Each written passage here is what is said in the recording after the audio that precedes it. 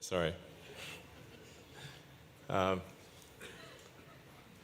So as we've gotten more and more into the Gigafactory design, again, sort of like my favorite thing is to think about things from a physics first principle standpoint, because I think that's sort of the best way to think critically about particularly a technical subject. We've actually found that we can, theoretically in the same form factor as the Gigafactory. So I'm not saying that we will do 3 times, but within that form factor, within what you see there, which is sort of, try to be slightly romantic about it, which is like, it's designed sort of like a diamond and aligned with true north. But within that form factor, in principle, we could actually do triple the volume that we initially expected. Yeah.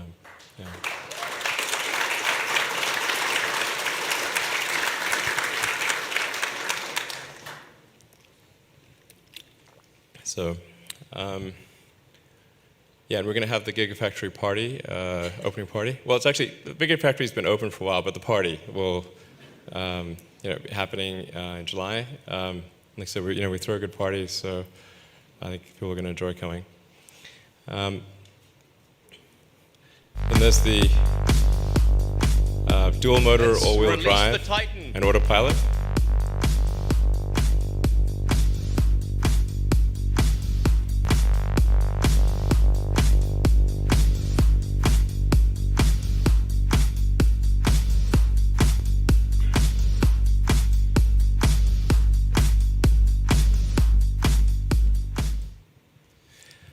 And this is why I sort of infamously tweeted out that it's time to bring out the D and something else. That honestly was an innocent tweet. But when I read the Twitter comments, I realized this could be misinterpreted. I'm just glad I didn't tweet out time to bring out the D and the A.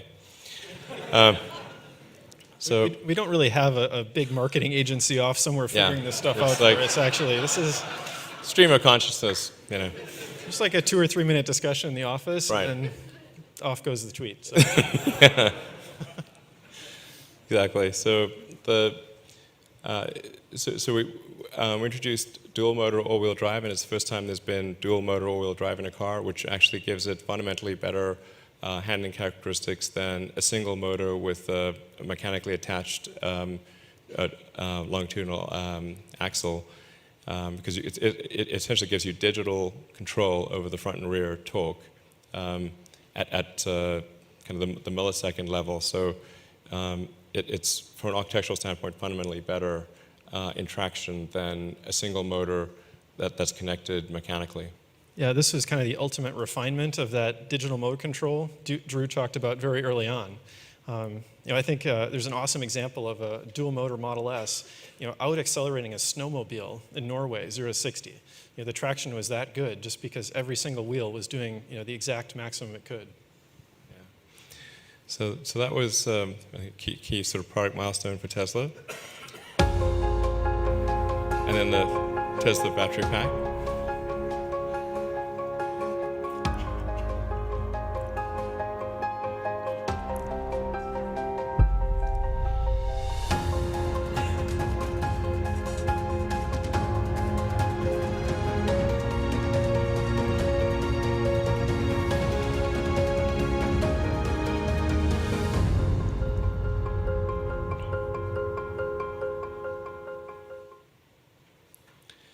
So, in order to solve the sustainable energy problem broadly, there are really 3 elements that are needed. You need to have sustainable transport, essentially electric transport.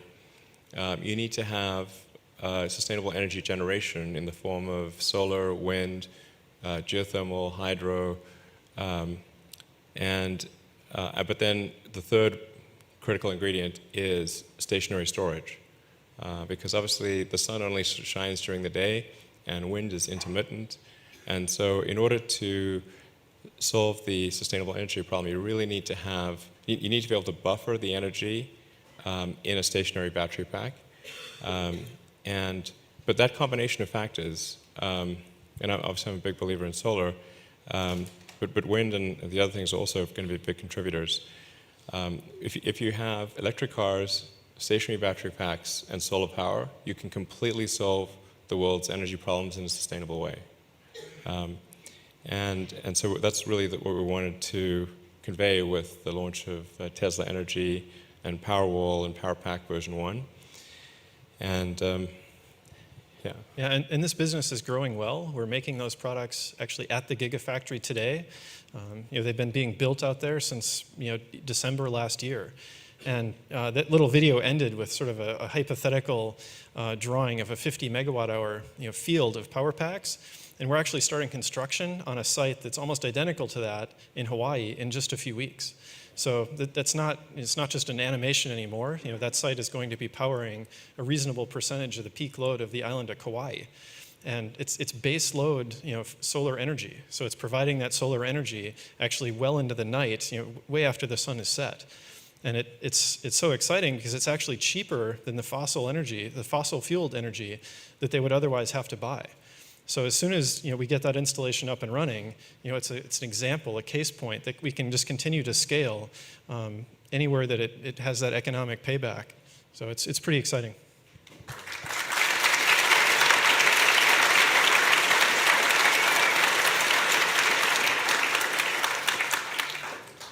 Yeah, I think we're really increasingly excited about the potential for Tesla Energy, and we think. Previously I'd said that the battery pack allocation would be roughly 2/3 vehicle, 1/3 stationary storage. I'm actually at this point, I think it's probably going to be closer to even. Because the interesting thing about the Powerwall and the Power Pack is that they scale on a global basis a lot faster than cars do. Because when you have cars, you've got to deal with the regulatory regime in a wide range of countries, and most countries have like a very specialized regulatory regime, and you're dealing with entrenched competitors, and it's quite a difficult battle.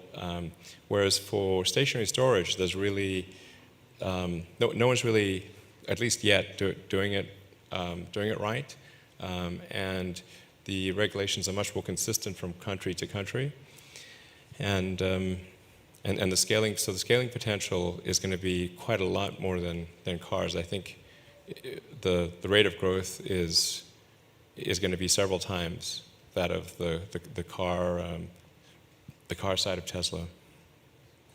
And the Model X deliveries.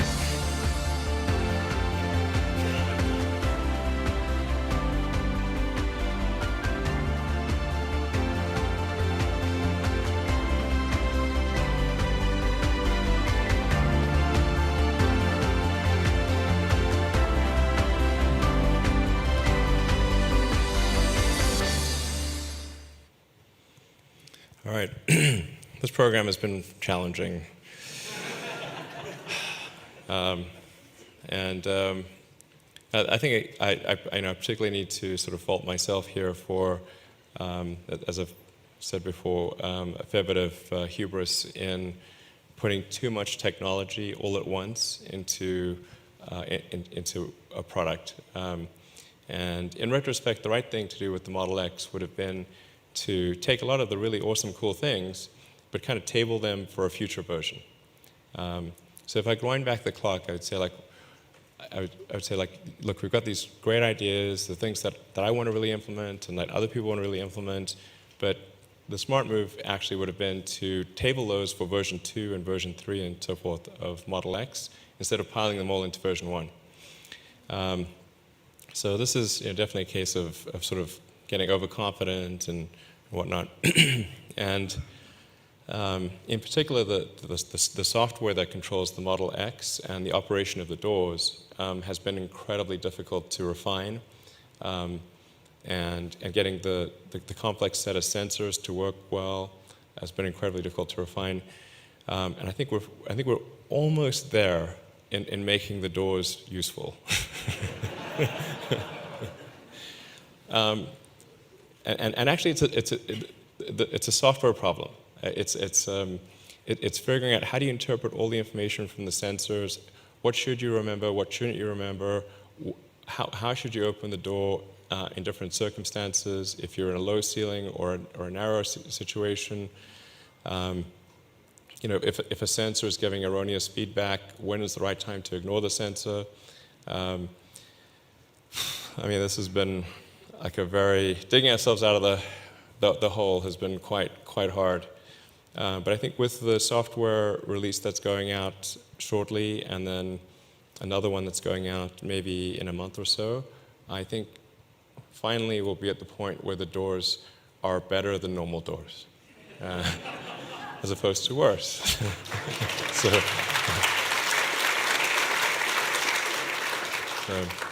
So I think anyone who's considering buying a Model X, if you order a Model X, now or soon, trust me, you will love the doors, because the software will actually be right.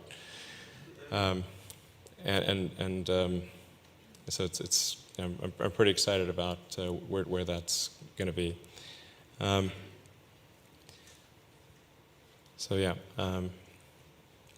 going to the Model 3 launch.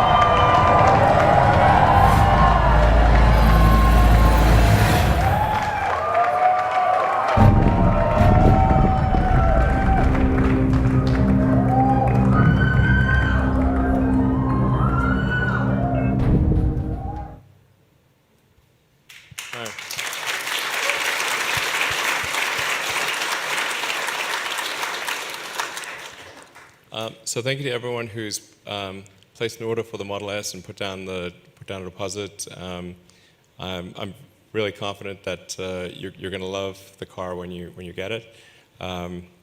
It's going to be amazing. The Model 3. Sometimes people wonder about like the presentations that I make or Tesla makes, the Model 3 one was the first time we actually rehearsed for one day. So if they seem a little off the cuff sometimes, it's because they are. We're like trying to make our efforts are focused on making the cars as good as possible and solving problems, and so, presentations and whatnot tend to be a lower priority than actually making the products good. Yeah, and this is a car we're all just incredibly excited about. For many, I think many people at Tesla, even those who have been there all the way from the beginning, this is the car we've wanted to build since the company was founded. And we often get this criticism that we're in business to make expensive electric cars for wealthy people, but it's absolutely not the case. This is not why we started the company. And the Model 3 is the ability to realize all these innovations and improvements and learnings we've made along the way into a product that people can actually, a large number of people can afford. Exactly. Now, of course, in order for us to produce the Model 3, we're critically dependent on the revenue that we receive for people that buy the Model S and the Model X. So it's real important to bear in mind, like the thing that is enabling the Model 3 to exist is fundamentally the people that are buying the Model S and the X today and historically. I also want to emphasize that people sometimes wonder, well, should I buy a Model S or a Model 3? And the Model S is always going to be our technology leader. The Model S and the X, they're going to be our technology leader. And the reason for the S and the X being the technology leader is because when you create new technology, before you've had time to refine the design and achieve economies of scale, whatever that technology is, it's going to be expensive. I want to be clear. The reason S and X will have the S and X the technology in the S and X will precede the 3 is not because we're trying to intentionally withhold it from the 3, but rather because it's fundamentally more expensive when you have new technology until you can do multiple design iterations and achieve economies of scale. So those that buy a Model S and X should know that they actually will be buying the most advanced car, and they will effectively be paying for that technology to then make its way to the Model 3. Yeah, so that's the, some people like aren't sure, is like, is S or X better? Oh, sorry, is the Model S or the Model 3 better? The Model S is definitely, better. It's going to have the leading edge technology and all that. And then over time, that technology will make itself to the Model 3. So yeah, really appreciate those that are buying the S and X and enabling us to make the Model 3 and subsequent vehicles. So, just a quick slide on Tesla finances. I won't spend a lot of time on this, but one of the criticisms we receive, particularly from certain quarters, is like Tesla is basically just getting all these government subsidies, and that's the reason we're alive, and this is just not true. So you can see that basically the money we receive from government relative to revenue and investments, and where it goes down in 2013, that's Tesla paying back the DOE loan. So the actual amount of money that Tesla has gotten from the government is a very tiny amount relative to what, so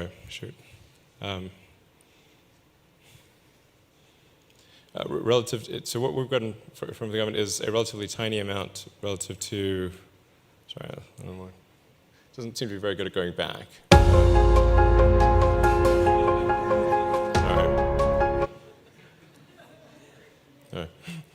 So the forward button works. So the amount that Tesla's actually received from the government is really quite small, and only a tiny proportion of what Tesla's received from investors and from selling vehicles. So it's really, you can see that basically the gray is kind of the money from government, and you need to net that out against the fact that the loan was repaid in 2013. So it's really quite small. Now this doesn't include incentives that consumers get, but it's really important to emphasize that Tesla doesn't change its price based on consumer incentives. So the Tesla price is based on essentially roughly 20 to 25% markup on our cost of production. So in places where there is, say, some consumer-based government incentive to buy a car, we do not increase the price of the car. So then you'll see sort of articles that are written by people whose, I think, motivations are sometimes questionable, that Tesla's received all this money because they'll add up consumer incentives and say Tesla's received the money, when in fact, of course, we have not. All it's done is reduce the price of the car to consumers, but we have not.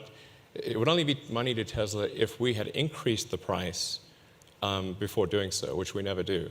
The Tesla price, and it's consistent worldwide, is just based on what is our car costing, and then we add, we aspire to add sort of roughly 25% on top of that, which has to cover, all of our sales costs and all of the overhead and the engineering and the R&D and future investments for future products. But it's not money that Tesla receives, it's money that the consumer receives. So the net effect of such things is simply to change how many cars are purchased. It changes the, how many cars are sold, but this is not money that comes to Tesla. Yeah. Yeah, and maybe it's also just worth mentioning the Gigafactory, because I think there's a perception, especially in Nevada, that Tesla just received over $1 billion in cash from the state of Nevada to somehow build that factory. And if you look at the bar in 2015 and 2016, it's tiny. Yeah, that's the amount that Tesla received so far from Nevada. It's like tiny little thing. So we've received a total of $20 million from the state. And this is and the total investment to date from Tesla and from our strategic partners like Panasonic is on the order of $2 billion. So I mean, certainly it's helpful to have a 1%, contribution from the state of Nevada. We appreciate that, but it is not, it's not the difference between making the factory or not. The way it is portrayed in the media is as though Nevada wired Tesla $1.3 billion, which would have been actually quite nice. We wouldn't say no to that, except it's not true. Almost all of the Nevada incentive consists of alleviation of sales and use tax on factory equipment over 20 years. And by this is sales and use tax on equipment that wouldn't otherwise exist.